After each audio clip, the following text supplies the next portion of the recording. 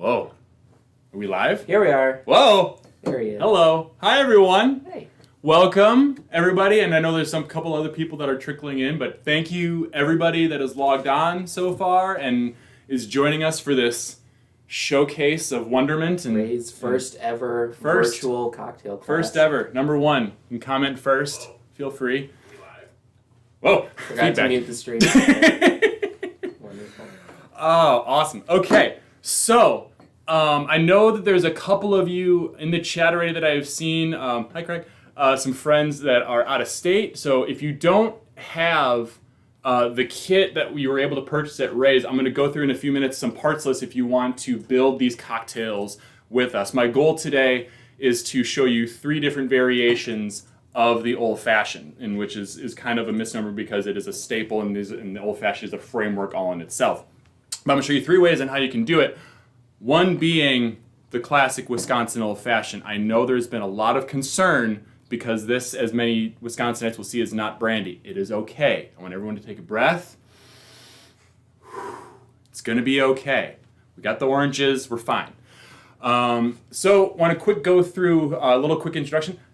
Right over here in the teal shirt is my main man, Eric, Yes. aka Whiskey Magic. Yes. He's going to hop in at one point to kind of cover the spirits themselves that we'll be sampling today, along with this cocktail. And my name is Scott Smits. I am the floor director here at Ray's Wine and Spirits in sunny Wauwatosa, even though it's not sunny right now, I'm sorry. And kind of self-taught cocktail guy. I've really got into cocktails with doing the classes here at Ray's. For some of you that have been in our event space and maybe have gone to a couple of our wine classes and cocktail classes, it's a real big passion of me. I'm not a professional bartender. I've done some private events before, but this is not like I'm not, slinging drinks behind the stick in New York, or that was never my thing. That's fair, but also you're like, we bring up this rum and you're like, oh, this can go in this, and this, and we're like, okay. Rum is delicious. Yield the floor to this man. All right, so moving forward. Oh, I got started. Dialing the timer. Moving forward, the things you will need, as you can see kind of close here, can be a little close up. You will need a bottle of spirits, whether it be, this here is bourbon, which is my personal preferred, or if you have brandy at home, that'll also work. You will need a bottle of bitters. Here we have Bitter Cube's Boulevard Bitters. If you have just regular Angostura at home, that is fine. You will need simple syrup. If you don't have simple syrup and just have like regular granulated sugar, that is also fine. We will get into that. And in the Wisconsin Old Fashioned, we will use some cherries. So if you have some cherries at home, feel free to go grab that. If you don't have them, no problem. You'll still be able to make 2 out of the 3 drinks here. Other parts that you will need. You will need some form of mixing vessel. I'll get that in there. This is mine that we'll be using today. This is a just regular cocktail mixing glass. You could also use the glass you want to drink out of. You could also use, you gotta be careful with this because there's water in it. It's a regular pint glass even. Just anything that you can put liquid in and stir. That's what we're shooting for today. All right. You will then also need a spoon of some type. If you don't have like a cocktail spoon like this, like any regular kitchen spoon will do fine. It will work. It's gonna be okay. And some form of muddling device. Let me get this clear into the shot here. A muddler. If you don't have a muddler, if you have a wooden spoon, great. Back of a butter knife, anything that you can use to press and smash will be preferred. So if you don't have that, I won't get making these drinks too quick. Drop some towels. But just go run, grab that if you want to make some drinks with this. If you just want to enjoy the show, sit back, relax, and we're gonna get to it. Yes. Before we jump in, I am also moderating the YouTube chat. So if you have any questions, please feel free to type them out, and I will read them along with all of these lovely comments that have already been submitted. Thomas Lee just saying, whiskey, rum, Grand Marnier bitters, simple syrup, and cherries. Ooh. Great, super boozy, old-fashioned friend. Grand Marnier is a sleeper sweetener for your old fashions. We'll get into as far as modifiers along with that as opposed to just regular sugar. Nice. And don't, it doesn't necessarily have to be an old-fashioned question. If you have just a general cocktail question, please feel free to shoot it over in the chat. There's a lot of moving pieces with making cocktails, so some of it can get a little overwhelming or confusing. But all in all, this is a very simple process, and we're going to get into that in just a second. So sit tight, edge of the seats here. All right.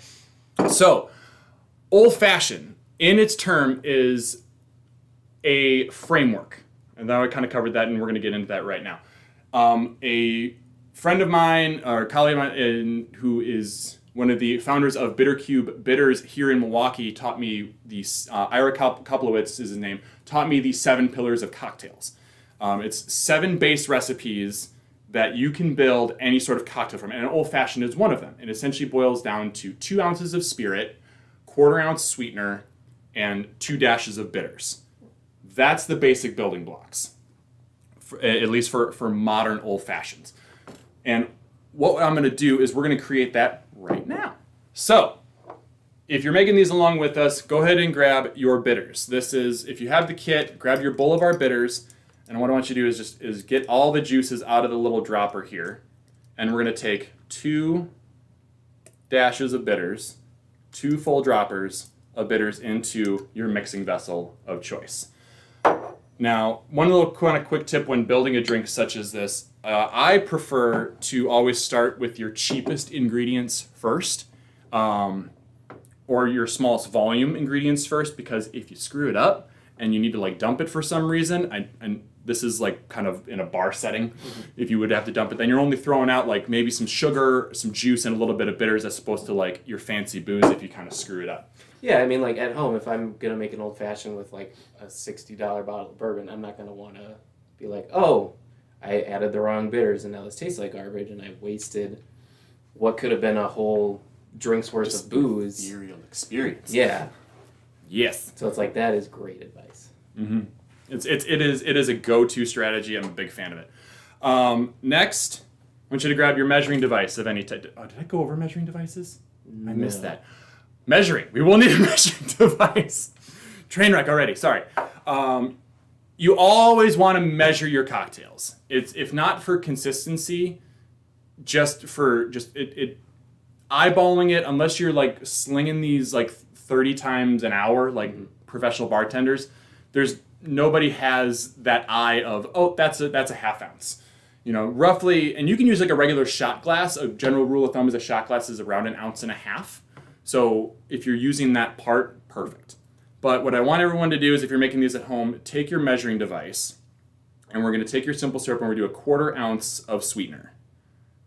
Just regular simple syrup. So simple syrup in its core is equal parts sugar and water that is reduced for about a minute. Add that to your mixing glass. Dunzo. Then we take the spirits. Take your spirits, and in this one we're going to do 2 full ounces of booze. And this here, and we're going to have Eric talk about this in a hot minute. Oh God. All right. So that's 1.5 ounces. And now a 1/2 ounce. 2 ounces. Total, done. 3 basic building blocks. Ready to go. Then take your ice. Now, if you're anything like my kitchen at home, you don't have these big old fancy like 1-inch cocktail ice cubes that we sell here at Ray's. Like, I just have like those regular Half Moon ice kind of ice maker things, or if you have like a regular ice tray or whatnot. This will kind of go a little bit differently. But what you want to do is, can we get a little bit on here? Zooming in. If you can kind of see, the ice is over the liquids. You want to fill it past the liquid, because this is going to dilute down as we stir this drink. Reasoning why you want it to get a little bit volume is because that's the point of this of stirring. The stirring is to just get. How's our volume there? That's all right. Okay. All right. You just want to give it about a good 15 to 20 seconds with this kind of ice. If you're using your regular kitchen ice at home, probably around 10 seconds. And that reasoning is the ice that comes out of your regular kitchen freezer has a lot more air in it. So when it comes in contact with liquids, those liquids get into those little air bubbles much faster, and it's going to melt quicker. So the water release is going to be much quicker. So if you it's much easier to overstir that than it is something like this, or like your bag ice that you get at the store. This you can kind of give a good healthy stir, about 30 seconds. And you can kind of see if you want it, we can get it on the mark there. It's the ice is much further into the liquids there as we've diluted the drink. You then you don't need to take a strainer. I already forgot. This is a julep strainer. This is what I use for any stirred drink. Recommend using a julep strainer. Strainer. Most people probably have these little Hawthorne strainers at home. Totally fine if you have this. It will just fit over the top of your stirring vessel of some type. I prefer to use a julep strainer, and that's what you'll see in most professional bartenders use. And then we just strain into a coupe glass for this one. There it is. There it is. You want to try that guy a little bit right there? Sure. There he is. So, as far as like why a coupe glass and not like your regular old-fashioned glass that you've seen. So this is the classic way that old-fashions were created. They were originally created as a partnership with bitters for medicinal purposes. That's where the word cocktail originates from. It was a blend of spirit, sugar, water, and bitters. Those 4 parts were used as like almost like an eye-opener shot. That's what you would have for breakfast in the morning. You'd make literally a shot of this as more of like a digestif or just like a general appetite boost, like guttural aid kind of, and that's what most herbal remedies were, bitters at the time. And so that's where the cocktail portion came from. That dates all the way back to 1906. You don't really see it printed until, 1806 until 1862. Throwing out a lot of dates here. Where you first see it printed in Jerry Thomas's Bartender's Guide. JT's Bartender's Guide. This is a reprinting that you can find on Amazon. It's a fun little cocktail book. Uses a lot of the old classic recipes. What you'll see in there is something referred to as Bogart's bitters, which was one of the original bitters brands. Mm-hmm. You also see a lot of things called gum syrup instead of like sugar, because granulated sugar wasn't as readily available at the time. They had to shelf stable it with a sugar water mixture with gum arabic, which is still available, and you can use it if you want to make classic cocktails with like a really, really silky texture is what you can use that for. But at its core, it is sugar, spirit, water, bitters. And that is your basic cocktail. If you want to make it at a modern style, you could do it just in your glass with your ice as well. So let's kind of do that because, hey, I kind of want a drink too here. No, not ice yet. What am I doing? Well, you get after that. We've got some questions. Oh, okay, here we go. So how can you be sure it is a 1-to-1 and not a 2-to-1 sugar to water ratio when you buy it at the store? I assume we're talking about the simple syrup. Oh, great question. Short answer, you don't. So I know that's kind of like, what? Generally they are. The one exception that I would say is if you see something called rock candy syrup, that is usually a much higher sugar content, and you will see it's much more like globule and viscous. It is a great product, and it's used in a lot of tiki drinks. But if something's labeled simple syrup, you can pretty much expect it to be a 1-to-1 mixture. It's also very easy to make at home. Mm-hmm. I do it all the time. You literally just take up your regular stovetop, like a saucepan, take your cup of sugar, bloop, fill that same cup with water, bloop, bring it to a boil, stir it as it's coming to a boil until the sugar completely dissolves and the liquid is clear. Let it simmer for a minute, and then let it sit on the stove. That's how easy it is. Let it cool off, pour it in a bottle, boom, you got your simple. There we go. Mm-hmm. Renee Smits. Hey, Mom. Yeah.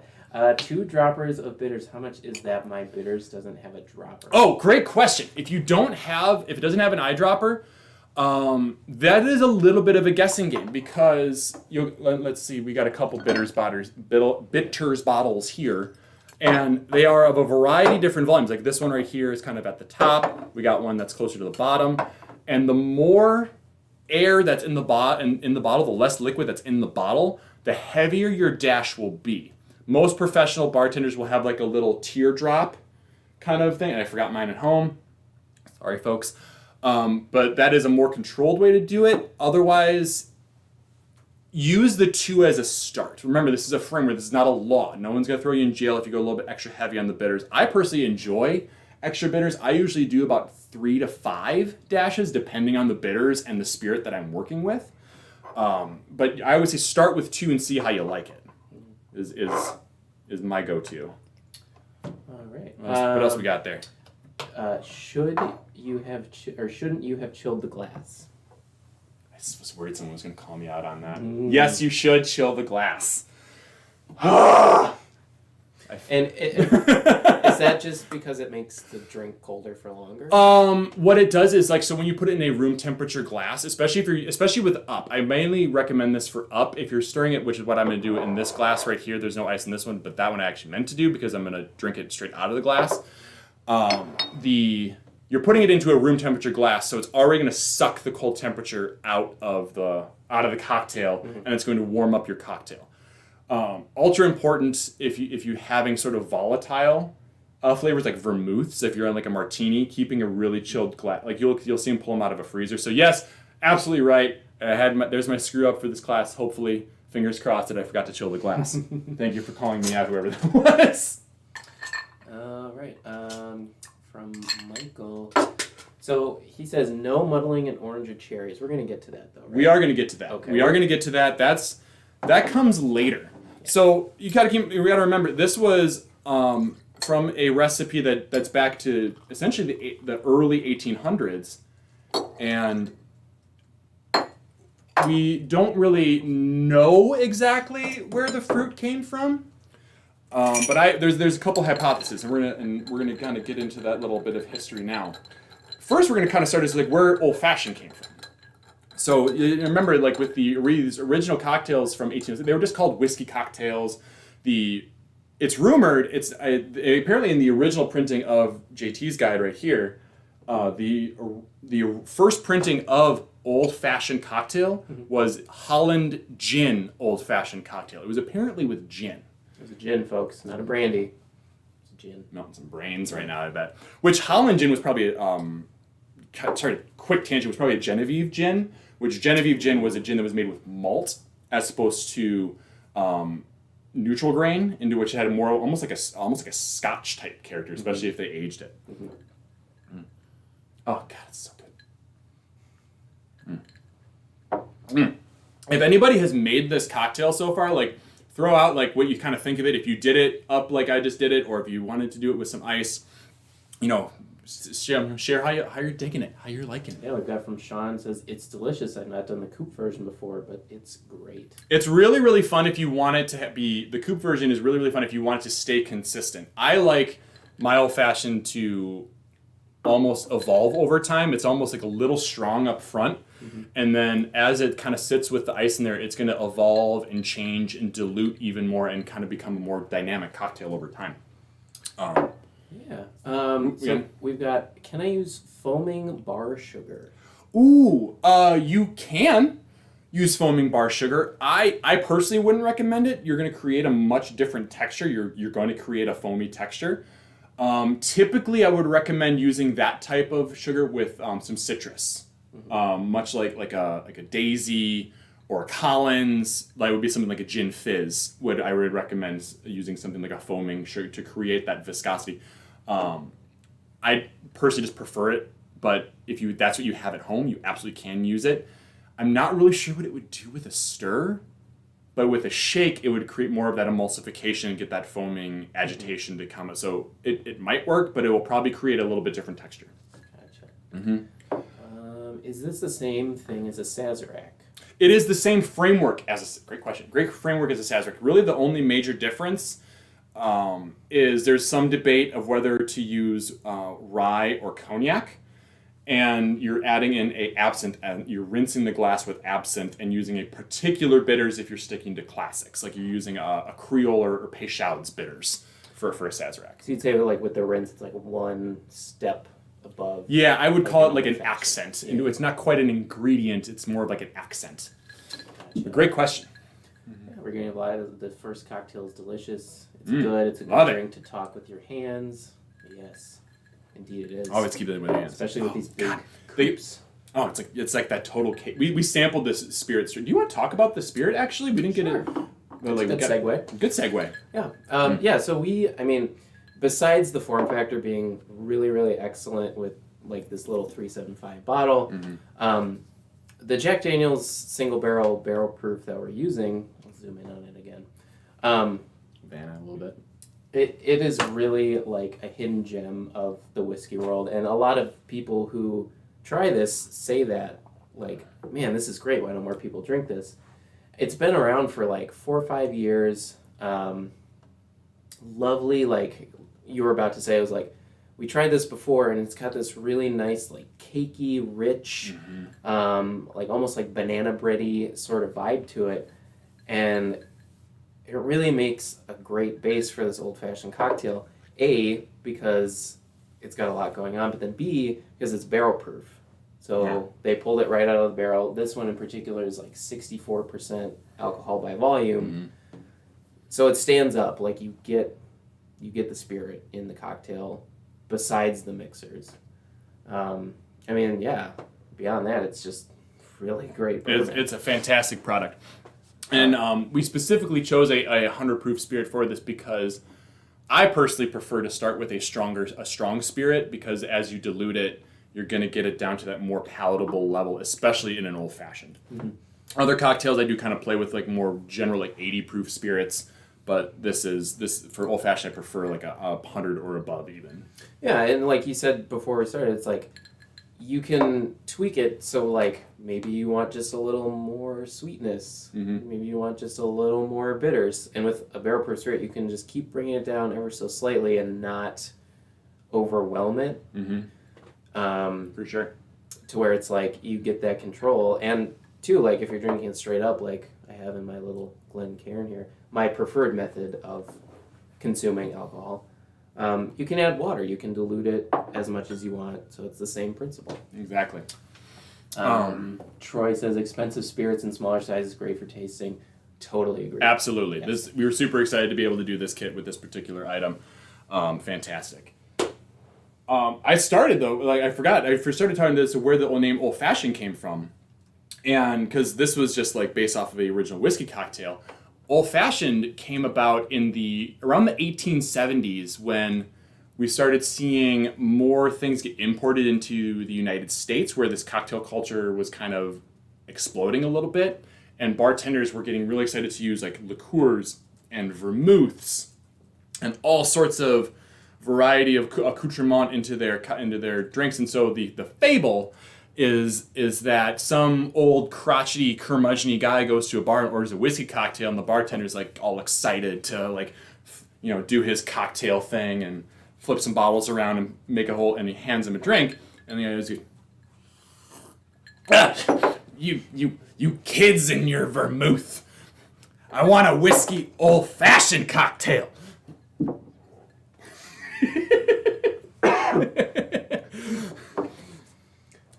That's the fable, and I personally do believe that that's where it came, because like the one thing to remember about like all this cocktail is that it's all this cocktail history. It's conjecture.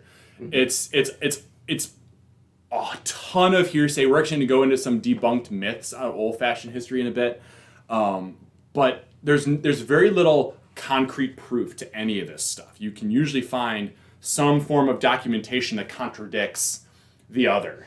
I mean, you think of it now, it's like some guy owns a bar and he makes up a cocktail. Oh, it's my cocktail. But maybe 200 miles to the east, in some other bar, they've already had it for months. Hashtag tiki culture. It's insane. Yeah. Like people come to fisticuffs over tiki cocktail origins. Let's have a bout. I challenge you. And so like that's like kind of, that was been the staple of old fashions for decades. Decades was just that straight up formula and keeping it as an old fashioned. So I believe Michael asked, like, where's the fruit come in? The fruit comes in. And this is one theory, and I believe this to be wholeheartedly true. This is what I believe, is we get to the dark times of Prohibition in the United States of America. And so from 1920 to 1933, you can't drink spirits. You can't. Legally. Legally.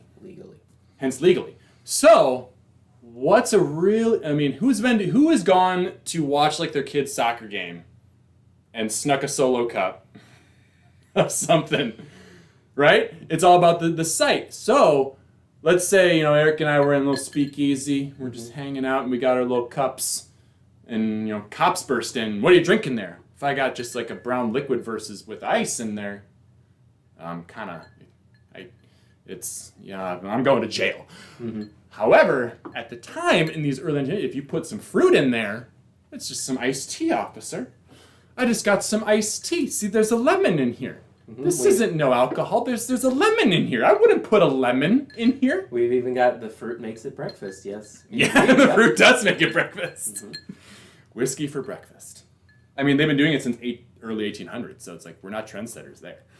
A little question, talking history. Which came first, the Sazerac or the Old Fashioned? Oh, God. Great question. I don't know for sure, but if based off of the timeline of cocktailing, I would have to say Old Fashions. As far as the earliest writing of it was 1862. I don't objectively, it's a weird way to say it, know the first printing of Sazerac. I know it's because that originated in Louisiana, which is why it's debated between cognac and rye because of the French population in Louisiana. But rye was like the first, right? It was like the first American whiskey was like the rye whiskey. Yeah, rye was the first American whiskey. It was really popular in Pennsylvania, and then it traveled south. Mm-hmm. Because that's what was growing. It was just rye was everywhere before the corn started becoming popular because it was cheap. People drank rye because that's what they could. Mm-hmm. So sorry, I don't know that, but I will look into that and for the next one. There he is. There he is. So we kind of then double check my notes here. It kind of tapers off. The old fashioned tapers off into popularity up until probably about pre-war time. With the exception of two strongholds, I want to say. One of those being Wisconsin, and the other being London. And that's kind of where we're going to get into the second style, and unfortunately, no, it's not the old-fashioned. I'm going to make you guys wait for it. We're going to do the London style. But the reason I'm going to kind of get into this while talking about this pre-war time is because this drink takes a bit of time to make. But first off, for London style, we're going to add a third of our booze, so just a little over half an ounce with our bitters and our sugar. I know I already broke the method there because I got excited about doing this one. I've never made this one live before, so I'm pretty excited about it. Mm-hmm. Quarter ounce of booze, or quarter ounce of sugar,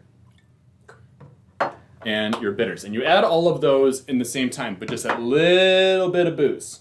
A little bit of booze. A little bit. About a third of the booze that you would normally do, and about a third of the ice that you would normally do. So we're just going to do one little, if I can snag it, one little cube. Bink, bink. And I'm going to grab a little spoon here and just start stirring. Just start stirring. While you're stirring. While I'm stirring. While you're stirring. Mm-hmm. Can you explain the difference between the Bolivar and something like your traditional Angostura? Great question. Great question. So the Bolivar bitters is essentially both products are in what's known as an aromatic bitters, which is, think of it as your salt and pepper. All bitters you would want to consider as your spice rack for your cocktails, whereas aromatic bitters are your salt and pepper. You can almost add it to anything and it's going to taste good. Whereas if you were adding paprika or cumin, you want a little bit different kind of character to that drink, and that would be what you would use a different type of bitters for. Angostura was the first hugely marketed bitters, primarily due to the Vienna World's Fair in the late 1800s, I want to say, that it won a bunch of awards for, but it's from Angostura Bottling Company in Trinidad and Tobago, Venezuela, which formulated and originated in the town of Angostura, hence why it's called Angostura. Bolivar is now what the city is called today.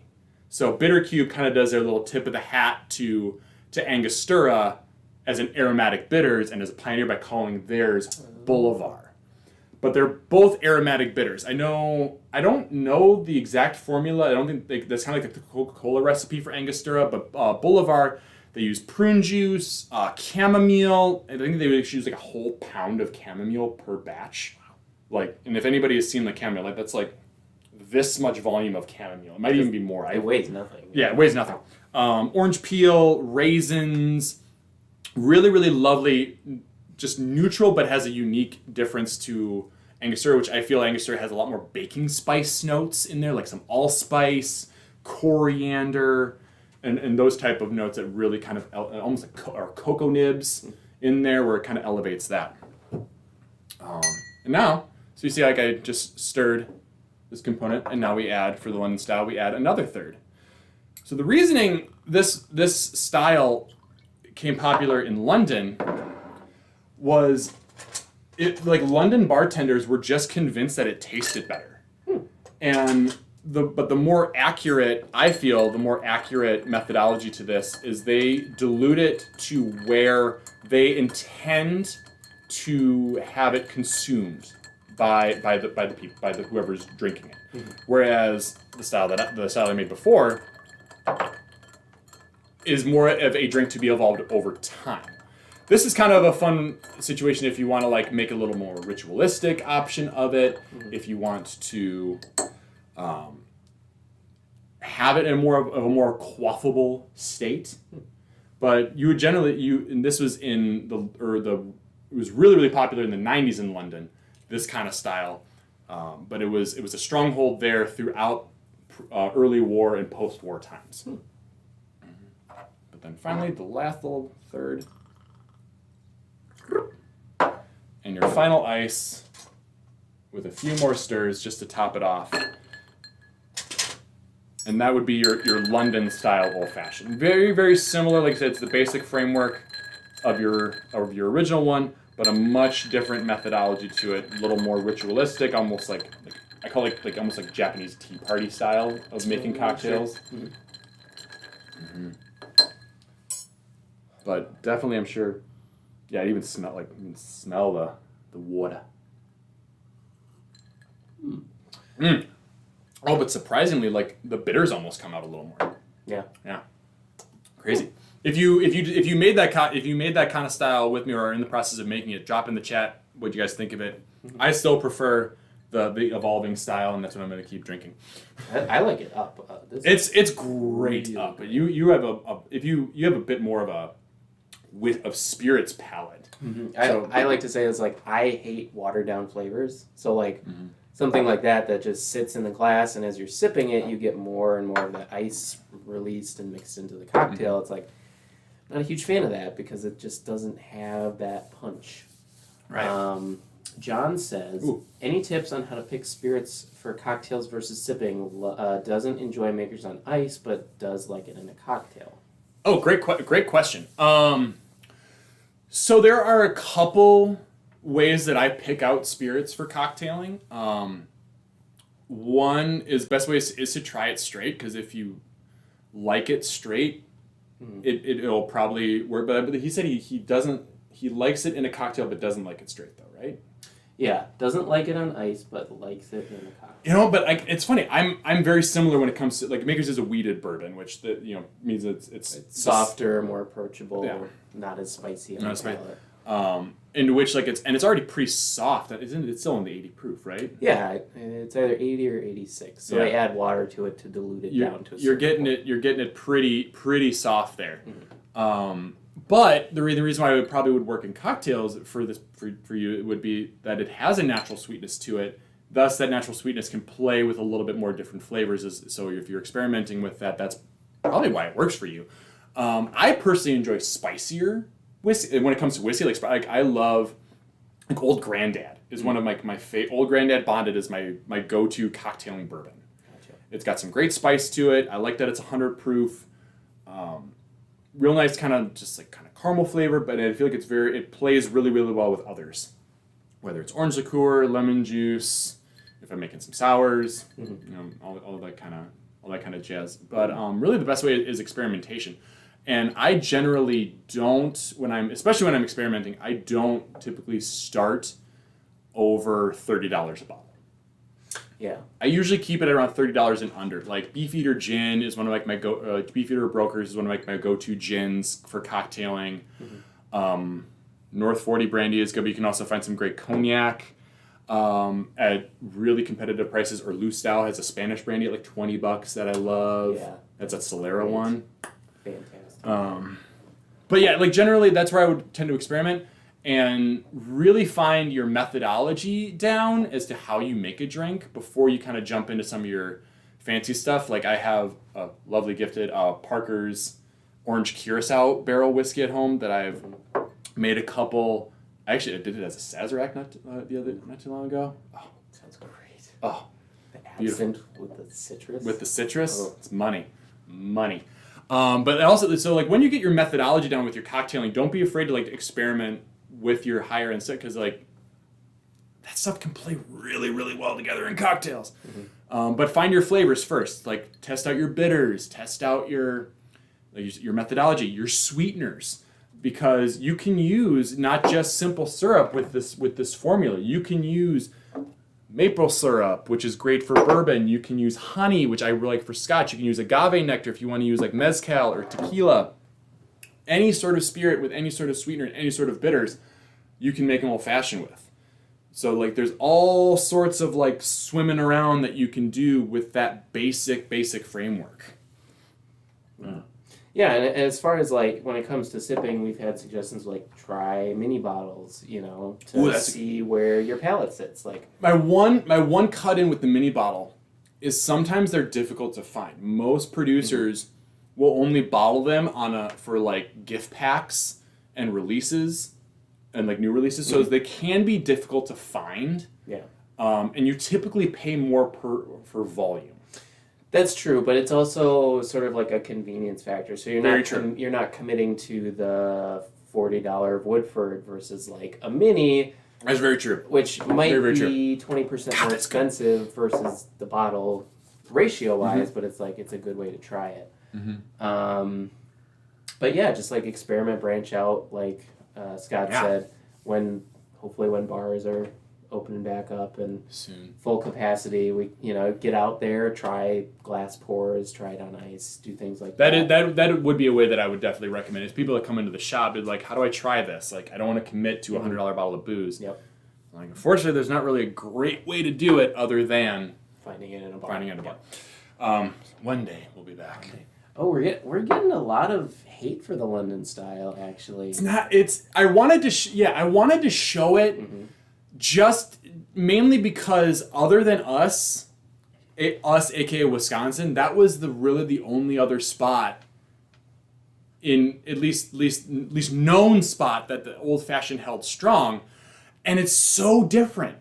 Yeah. Than what we know it as. Even not this like collective we as Wisconsinites, or if you're from out of state, this as American. Like, it's a way different style of cocktailing as far as this more ritualistic and an idea that like, no, this is how I want this for you to taste right off the bat. Yeah.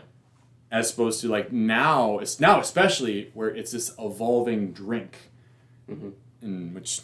It's like if the Eagles carried the hobbits to Mordor versus them going on the journey. I was wondering how long it would take long me it to would get take a me Lord to of the get Rings a Lord of the reference in Rings here. Oh, it's going to happen more and more as I sip this. Oh, there he lovely, is. lovely There he old-fashioned. is. Buckle in, folks. Buckle in. All right. Getting a lot of nice bourbon talk. I love it. Oh, loves the bourbon talk. Renee said, "What's your feeling on coming home and seeing only Kesslers?" That's what I grew up on. There That was the old fashioned. It was Kessler's, Giroux old fashioned mix, and probably arguably Giroux light. 50-50, Angostura and olives was the go-to. Actually, and mushrooms. Oh, don't knock it till you try it, there, baby boy. Don't knock it till you try it.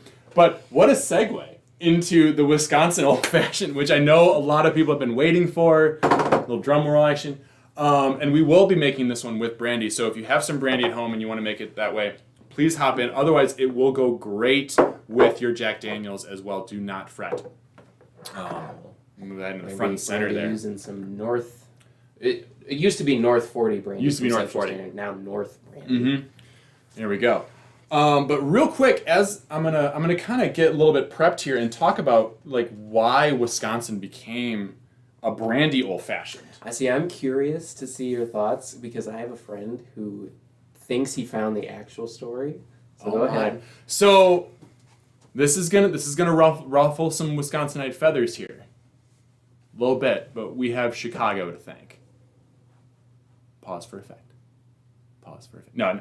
Well, so really, what it goes back to 1893, in which was the Chicago World's Fair, which is the only reason, arguably, some historian will probably be like in the comments, be like, no, but that like before 1893, Milwaukee and Chicago were kind of growing at similar paces, and then Chicago put on this big World's Fair and just shot up, really, really shot up, and it brought in people from Milwaukee and all over the world. And then like Chicago really started growing. Like people were like, "Oh man, light bulbs are rad! Let's go down to Chicago and see light bulbs." So what we have then is we have Milwaukee and Chicago being so close to each other, and in Milwaukee and Wisconsin in general, you have a huge German immigrant population living in Milwaukee and Wisconsin. And due to just general problems with importing in the late 1800s, the Germans couldn't get their beloved Brandywein. They could not get their German brandy. It just wouldn't make it over. So they have been suffering for years. Cruel suffering without their brandy. So you have that happening, and then you have the Chicago World's Fair happening, and you have Korbel being like, wait a minute. So we have this huge German population that can't get brandy, and we have this big fair going on in Chicago. Mm-hmm. We make wine. Mm-hmm. We can make brandy. And that's what they did. Then Korbel started making an American brandy and pitching it as an American brandy. So all these German immigrants were like, no, we're not. This is America. We're Americans. Let's get some American brandy. And they just start bringing it in truckloads back home to Wisconsin. And that's where the brandy part of the brandy old fashioned really kind of came and stuck in Wisconsin, was primarily due to the Chicago World's Fair. Mm. So we got to cut in? Well, it's sort of an extension. So it's like, we got the World's Fair story, but it's sort of claimed that it's like, we didn't really start consuming brandy a lot until after World War II, because all the grain that we had been producing was sent over. What were we left with? Well, we had all this fruit. Very true, yeah. I'm sure we can make more booze out of this fruit, which then like the Christian Brothers came on the scene and were like, hey, we've been making this brandy for years. You want to buy it all? You want to buy some brandy? Buy it all from us. Buy some brandy. Yeah.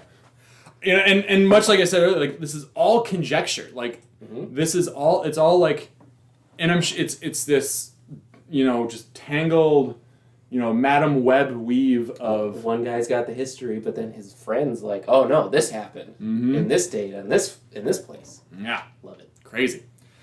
But that's where what I've read is where the brandy came from, but I'm sure it's just as equally that. But that's the kind of story where the brandy came from. Now you add in the fruit part, I still claim that it's back to it's a carryover from the Prohibition era, because it gets into like the 1930s. You have the brandy vine, then you have like the muddled fruits. You have brandy and fruit. It just makes sense, right? Yeah. It just makes sense. Just makes sense. So, but as far as for making your Wisconsin old fashioned, if you can see, I've already kind of gotten started here. I put in a single sugar cube, which I only use a sugar cube when doing this Wisconsin style, and I'll get into why that is a little bit later, but I do it in 2 steps. I like to do the sugar cube with your bitters and muddle that separately. So if you have your muddle, this is the muddler that I use for this. It's a nice little Tapered style gets a nice big flat end. I like it for the sugar cube because you can get the whole sugar cube and just get a nice little mash in there. And then just make a slurry. What we want to do is we want to try to dissolve as much of the granules as possible. This is also why outside of a Wisconsin style, an Eau Claire, a Draper, a Supper Club, they have like 80 different names. Why I prefer simple syrup, because the simple syrup will dissolve into, it'll incorporate into liquids much easier, and you won't get those little granulated bits at the bottom of your glass. But if you take this extra step of really getting an extra muddle and an extra grind in there, you'll crush those granules a little bit smaller, and it'll dissolve a little bit better into your drink.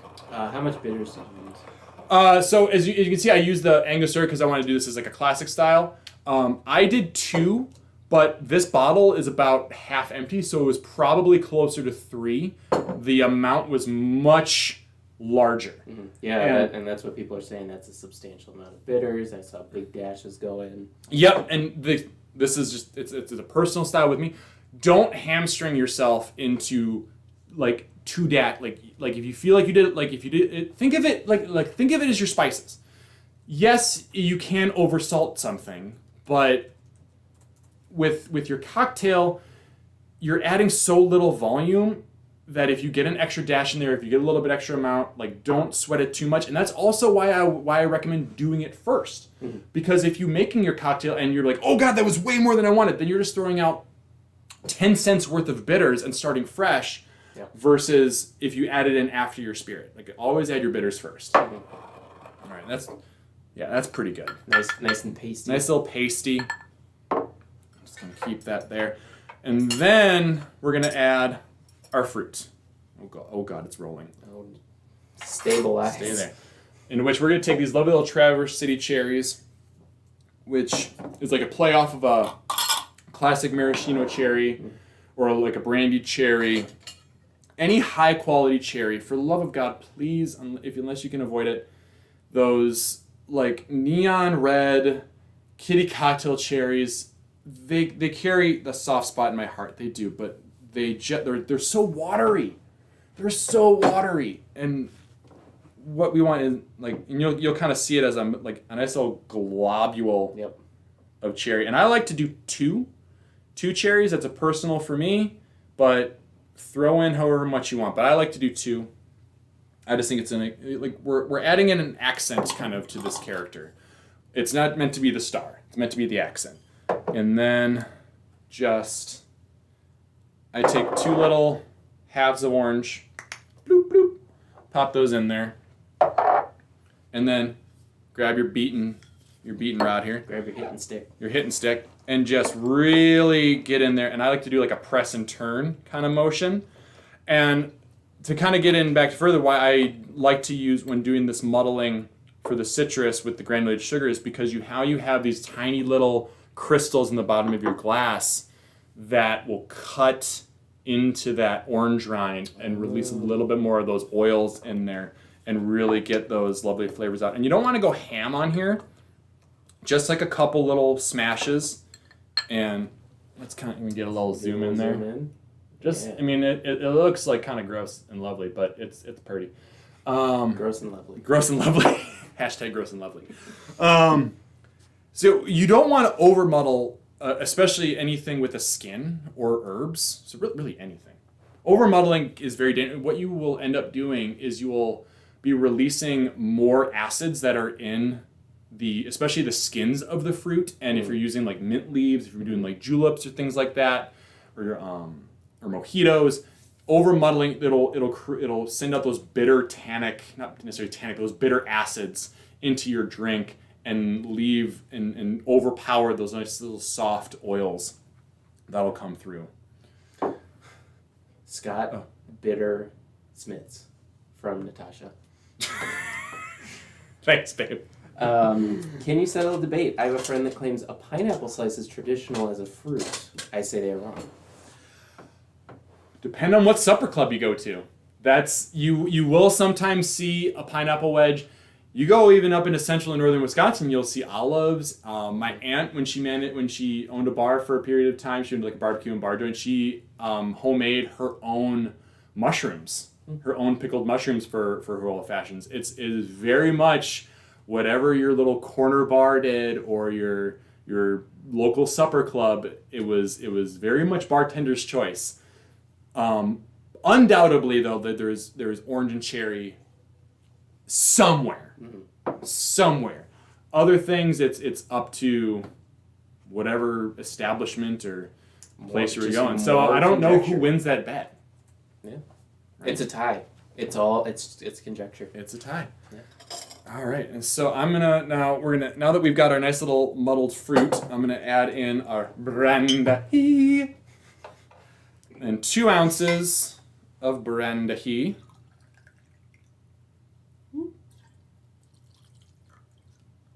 Yeah. Sorry, I like that sound. And then we're just going to add a little bit of ice and stir in glass again. Again, I like this one for stirred in glass because I'm not going to mess around with just stirring the liquids team because I want to incorporate the bitters and the sweetener in with the orange and cherry. Mm-hmm. So I feel like that any Wisconsin is a stirred in glass cocktail. Again, personal preference with me. If anybody else has anything to say about it, they can fight me. Let's do this spoon this time. And just a couple, once, 2, 3 times around the pool. I don't want to stir this one too much because now we're going to add in a component that was popular in the early 1900s, which was adding a wash. And that's where the soda part comes into play. So drop in the chat, all you Wisconsin out down there, if you're brandy sweet, brandy sour, bourbon sweet, bourbon sour, throw it in there. This is the choose your own adventure part of this cocktail. But washes were popular. It was around early 1900s. I want to say like early 1910s, where washes, because carbonated water was becoming more available to people. And so then you had carbonated water, you have soda shops, you have these abilities to add a different texture to your drink in the form of bubbles. So any sour soda would be great for if you wanted to do a sour wash, 7-Up or Sprite, or any other like sweet lemon lime soda for a sweet style, or sparkling water for a press style. Personally, I prefer, if I'm doing it, I would prefer press or sour. This is already sweet enough for my taste. We have sugar, we have fruit, we have brandy. That's sweet enough for me. I don't understand the sweet. Oh, and getting a lot of sweets. I know. God, that Midwest palate. Natasha, sweet with extra cherries. Chris, bourbon sweet. Michael, sweet. Yep. Sweets all around. This is my favorite sour soda. This is a grapefruit soda from Top Note. This is a local Milwaukee company, woman-owned Milwaukee company. And that's what I'm going to wash this with. And the term and just is, a top. The term just is a top. Wash? The term is wash. Yeah, But I thought wash was you pour it and then you swirl it in the glass and then you dump it out. Yeah. Or is that a rinse? Both. Both. Both is good. Right. Both is good. And like any proper Wisconsin old fashioned, you're gonna get. I like to do an orange zest, not necessarily a full orange. We're gonna get the cherries out again, and we're gonna create a nice little flag, a nice little cherry orange flag, which you'll take a skewer, push it through the zest. We're gonna add the cherry. Where's my tongs? Add the cherry. SoCo sweet with cherries. Yeah. Oh Lord, that is the sweetness for the weakness. Ooh, orange marmalade. That'll get you there. That'll get you. Yeah. And it's nice little garnish that I'm just gonna plop right in there, and then I like to throw in an extra little stir spoon. Oh, that is adorable. Isn't it? Oh my. Isn't gosh. it? Let's get it in the front. All right. Let's get it in the front. A little stir spoon. Sorry, this might be a little blurry, but it's like a tiny little spoon.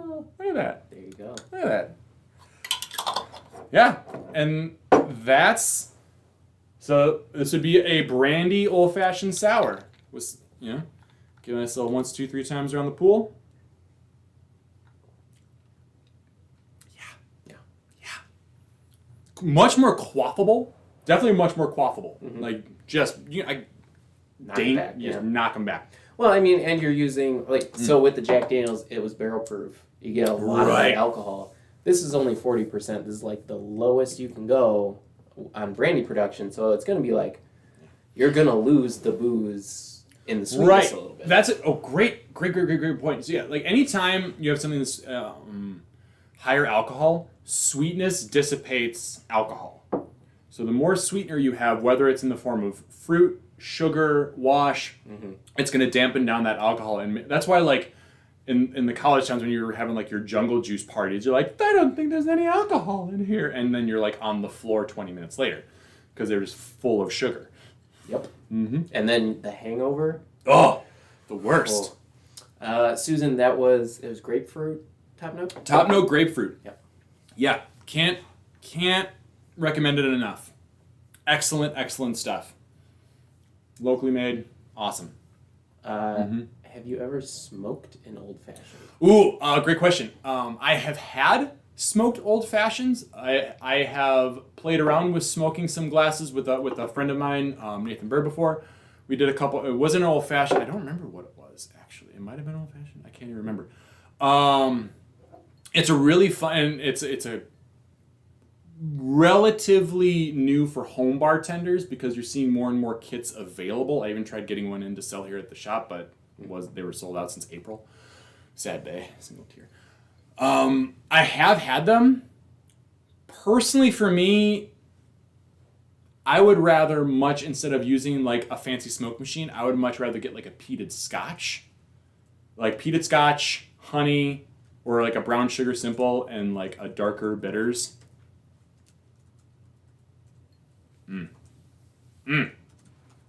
Fantastic. That would be that's like where I would go to if I want something or mezcal. A mezcal old fashioned, like we have a reposado old fashioned, a reposado mezcal here, which is for those that don't. Oh, it's the truth in this booth. You do this with a little bit of agave nectar and some lime bitters. Yeah, magical. But for those mezcal is essentially it's another agave spirit like tequila is, but they take the big pineapple like pinas and they bury them in the ground and light a fire under them and then bury it so the pinas get smoked and it has a really nice smoky flavor along with it. Yeah, but that is like we're kind of right at. I know this went to. I should mention this earlier. I know I said this would go to 8:30, but I kind of wanted to have a little bit of runoff time for some other questions that came through. But the presentation itself, we're like I showed the drinks, but if anybody has please feel free to throw in any other questions into there, and we'll keep drinking and hanging out. Do we have anything else kind of coming through? We're just kind of getting a debate of sweet, sour. What do you use? Door County Cherry Brandy versus SoCo. Now I'm using chocolate bitters, and he added Grand Marnier. It's like the chocolate with Grand Marnier is a good chocolate bitters.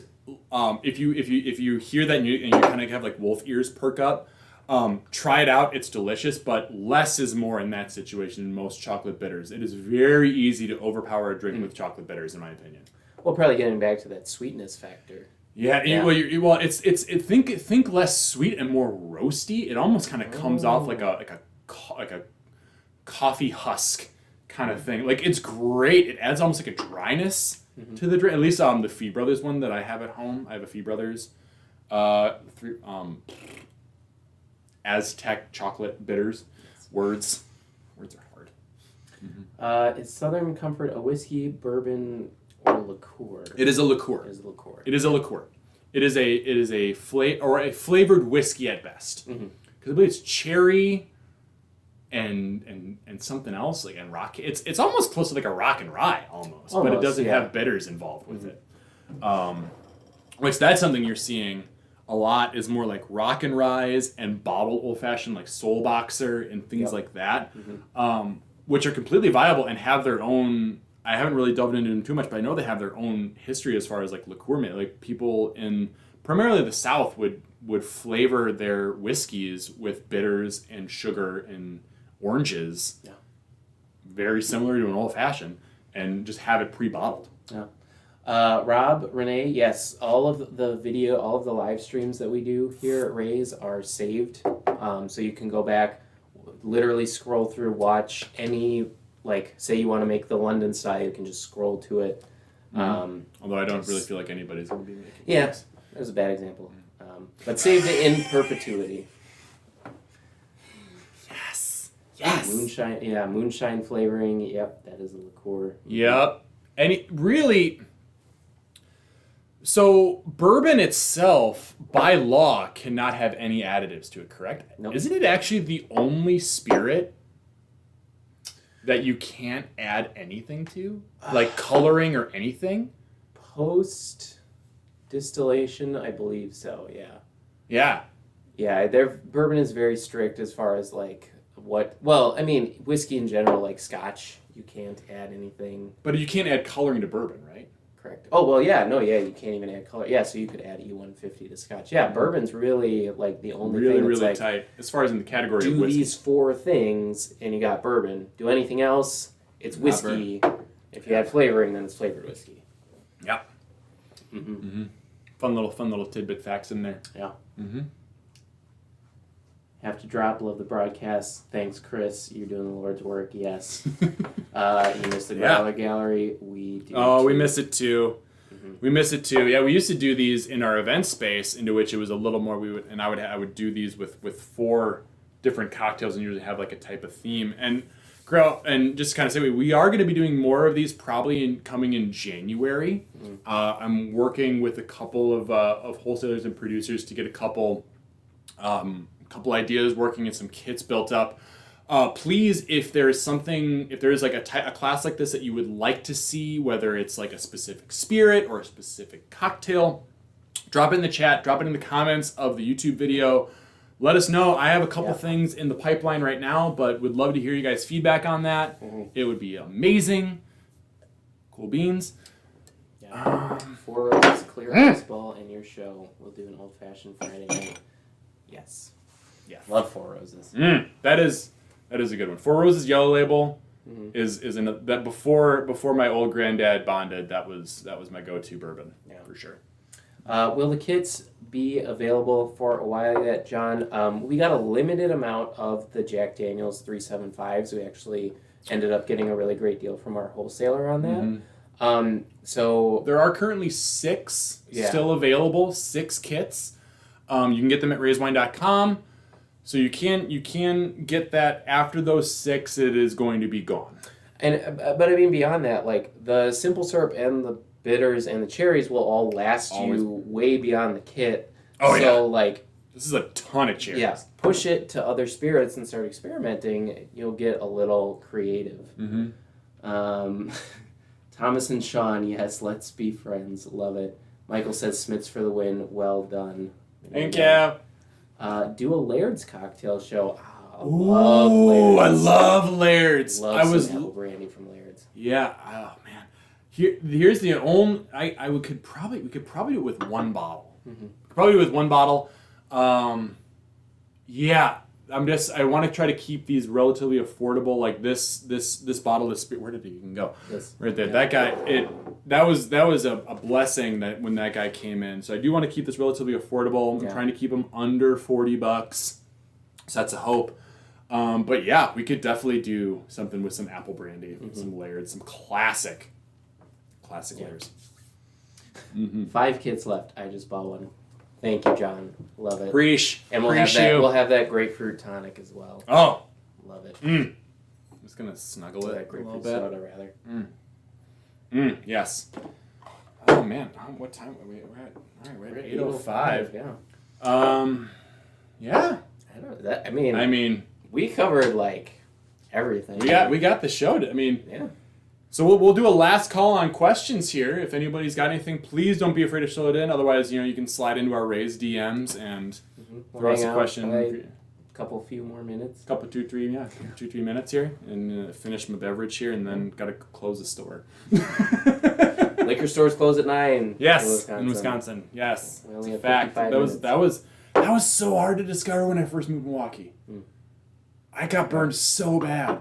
I went to, I think it was Indianapolis, and was like, this is still open? What? It's past 9. What's going on? Renee, how to use maple syrup? Yes, we've got some lovely maple syrup here. So if you wanted to use maple syrup in your old fashioned, literally, the general. This is a pretty rigid rule that I keep with. I stick with a 1/4 ounce, 1/4 teaspoon, or a cube. Those are pretty interchangeable as far as amounts. So if you're going with the maple syrup sweetener, go with a 1/4 ounce. Pretty simple. And then if you try it and you're like, I want this to be a little sweeter, bump it up. Don't be afraid to bump it up. Or if you're like, this is too sweet, dump it down a little bit. Go to like 1/8 of an ounce. Like I said, like this is a framework, but it is meant to be bent, meant to be manipulated, and that's where you find like your sweet spot. Craig, your buddy Craig. Rare Breed and 101 hold up pretty well. I'm using Antique 107. Thanks, Scotty from Cincy. Dang. If you're using Antique 107 in your old fashions, PM me and like send me some. We cannot get that anywhere. Craig was my. Oh Craig, my god. When I was living in Cincy, Craig was my Wisconsin rock. He was my Packers fan buddy. Yeah. He was he was my. Thank you, Craig. You were a He blessing. says he misses you. I miss you too, bud. Yeah. Great job, guys. Yeah. Try making simple syrup with Demerara sugar and. Ooh, that is a good one. Demerara syrup. Demerara sugar is really, really good. I love Demerara sugar for rum old fashions specifically. Ooh. Really, really good. Yeah. Don't sleep roll on in your life. brown sugar simple syrup too. It's the same measurements. You take a cup of brown sugar, cup of water, same process. If you want something to be a little rounder and just like brown sugar, just like that roasty character. One of my favorite is Fee Brothers makes a black walnut bitters. So you do black walnut. I would do the black walnut bitters, brown sugar simple, and bourbon.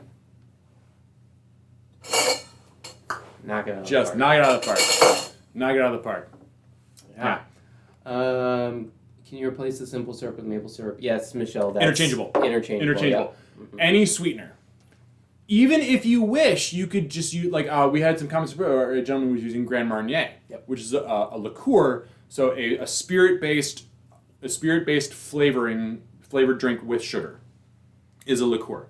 You can just use that. You could use just Grand Marnier. You can use an orange liqueur if you want. You can use Saint Germain elderflower liqueur.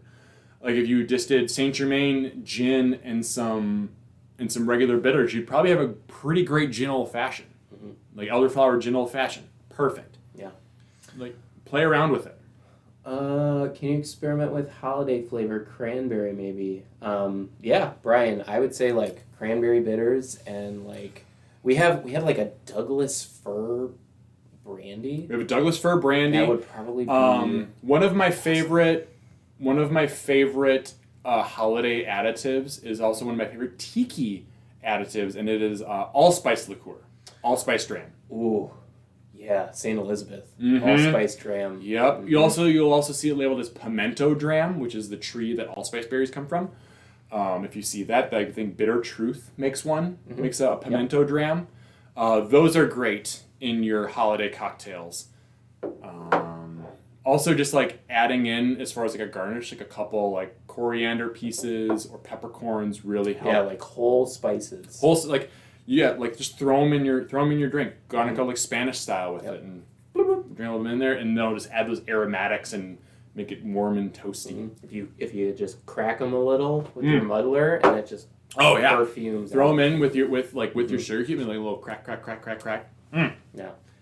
Renee, so do we throw away the Giro Old Fashioned mix? I don't know. I mean, do I call my mom right now? Call her live on screen. Do I call her out live live on screen? No. Keep your old fashioned mix if you want. There are very few old fashioned mixes that I have tried and enjoyed. They are out there. I would say arguably most people way overpour them. Heavy-handed.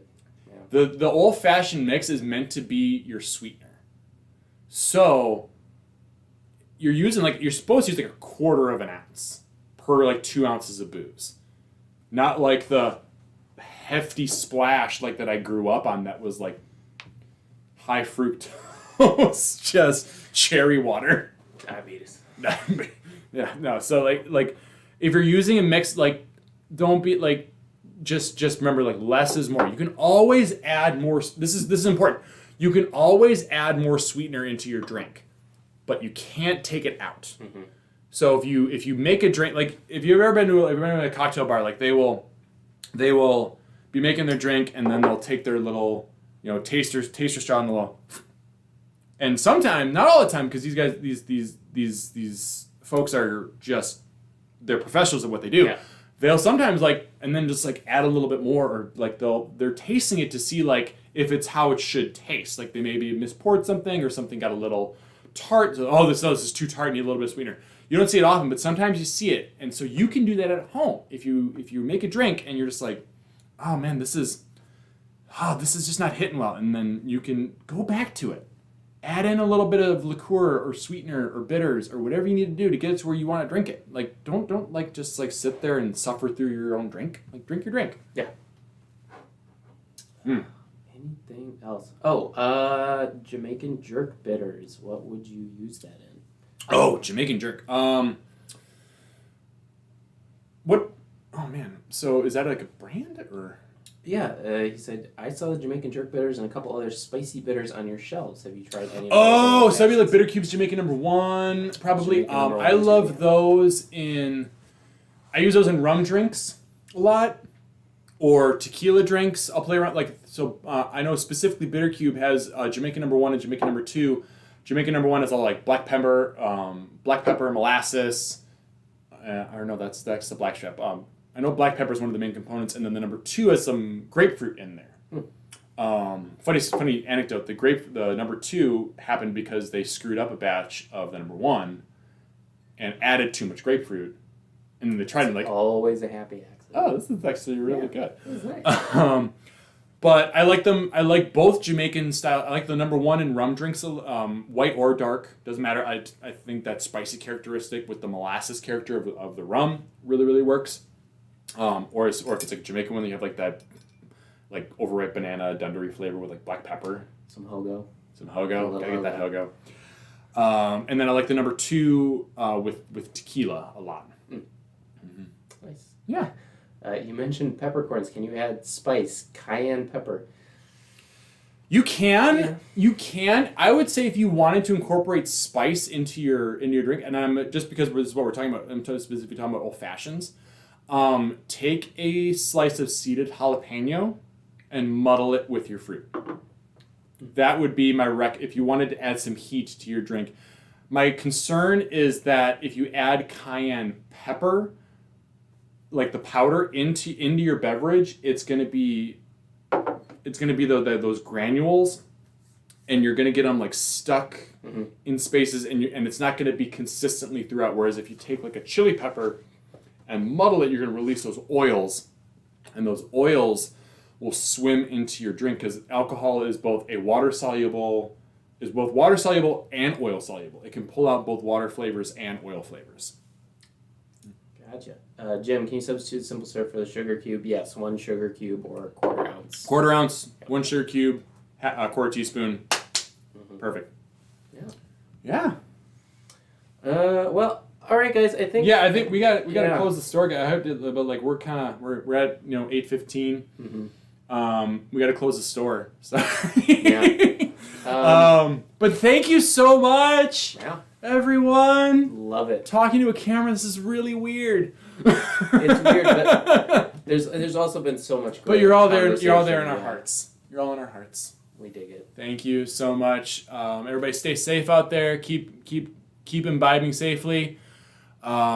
Please feel free to message us with any sort of other cocktail questions or any other type of classes that you would like to see in this format. We'll be doing these for probably a little while yet. We're not even really ready at all to be doing anything in person, so we're going to be doing these for a while. So buckle up. Let's have some fun. Thank you. Bye.